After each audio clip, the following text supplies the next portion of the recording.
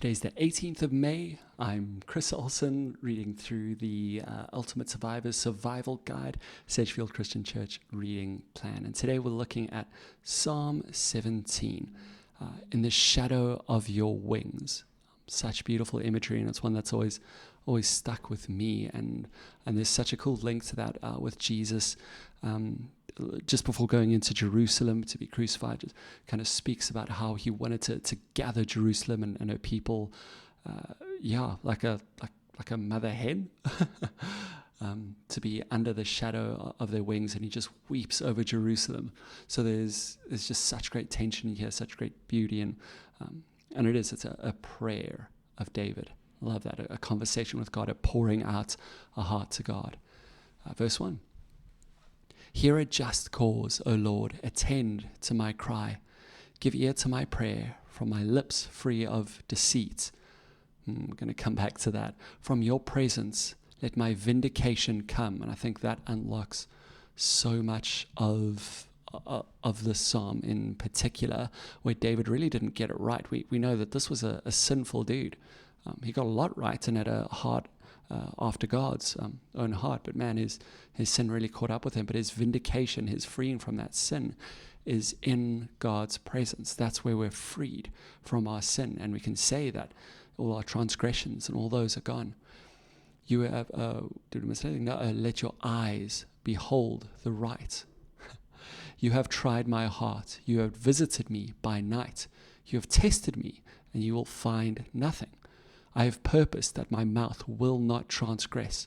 With regard to the works of man, by the word of your lips, I have avoided the ways of the violent. My steps have held fast to your paths. My feet have not slipped. I call upon you, for you will answer me, O God. Incline your ear to me. Hear my words. Wondrously show your steadfast love, O Savior of those who seek refuge from their adversaries at your right hand. Again, such a big theme at your right hand. That's going to be a good one to delve into and find out what that cultural meaning was for that. But this is just so encouraging for me again and again. I call upon you, for you will answer me. And again, even Jesus speaks about how, if there was a lady who was just bothering the king again and again and again out of frustration, that king would help out. And God's not frustrated with us in asking, so we get to just ask and ask and ask and know that he does answer. Keep me as the apple of your eye. It's so personal. Hide me in the shadow of your wings from the wicked who do me violence, my deadly enemies who surround me. The greatest enemy is death, literally a deadly enemy who surround me. And he frees us from that. They close their hearts to pity with their mouths. They speak arrogantly. Such a marker for evil is closing hearts to pity, forgetting about the cause of those who need help. They have now surrounded our steps. They have set their eyes to cast us to the ground. He is like a lion eager to tear. See how death and this evil is personified as a young lion lurking in ambush. You can definitely think believe that that's the adversary, the Satan. Arise, O Lord, confront him, subdue him, deliver my soul from the wicked by your sword, from men by your hand, O Lord, from men of the world whose portion is in this life.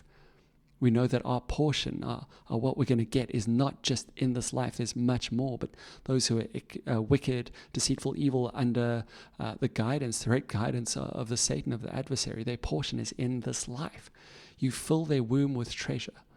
They are satisfied with children, and they leave their abundance to their infants. There's much more for us. As for me, I shall behold your face in righteousness. When I awake, I shall be satisfied with your likeness. Oh, it's just so beautiful and such a good one to just speak of again and again. As for me, I shall behold your face in righteousness. When I awake, I shall be satisfied with your likeness. It's a good one to just ponder, to think through, to remember. And for me, this is the biggest one. I call upon you, for you will answer me. And then all that imagery comes with that of being in the shadow of God's wings, of not being, or needing to be afraid of the Satan, of death, of enemies.